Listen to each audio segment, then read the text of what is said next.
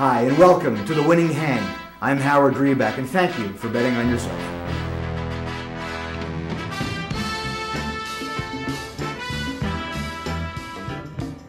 Good afternoon, or good morning, or good evening, everybody, depending where you're watching today's TV program from on the worldwide net. Today's whole show, out the window. Gone. All my notes, forget about it. My producer during the break is adamant that today we talk about so-called gambling therapists and the authenticity of what they claim they have, they know, they do, and what they don't do.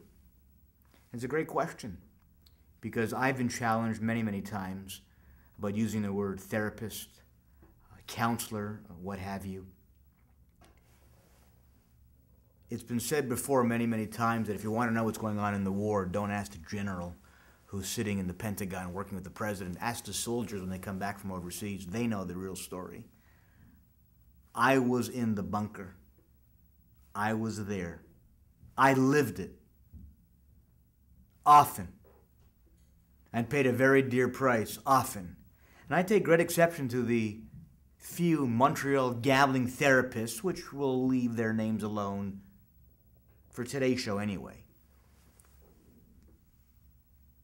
How could you know what it's like to be a gambling addict and owe loan sharks money if you've never been in that situation?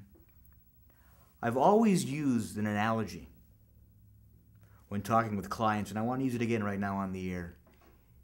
As a woman, if you go to your gynecologist and you say, "Doctor, I have a pain over here," and the doctor says, I know what you mean.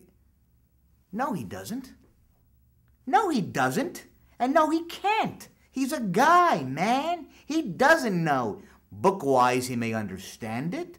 Medically, he may know what to do, but he doesn't know what you're feeling. He can't. He's a guy.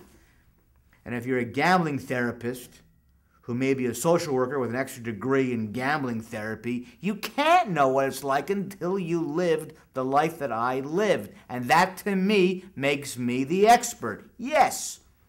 Not a guy that goes on the radio and that still gambles from time to time or is seen at the casino all the time. No, he's not a gambling expert. No. That's not a gambling expert. And guys that work at universities and does the studies, or rather do the studies on gambling, are they experts? Yeah, they are in certain fields, but it's hard for them to work with somebody that was a gambling addict and get him out of that world. That could be disputed, obviously, but I think because I lived a certain world, I have the right to talk a certain way. That's only my opinion, and there's no right or wrong. It's my opinion. And it's a strong opinion that I have and that I've been challenged with over the years from many a people and many a person. My opinion. I can't relate to somebody who drinks 2 bottles of vodka a day as an alcoholic. I can understand their addiction. I can understand the damage perhaps it's doing to their family. But I can't understand the addiction itself and what it is to get off drinking 2 bottles a day. I can understand the gambler with his addiction and all the garbage and crap and slime that goes with it. That I can understand, and that makes me the expert. Do you agree?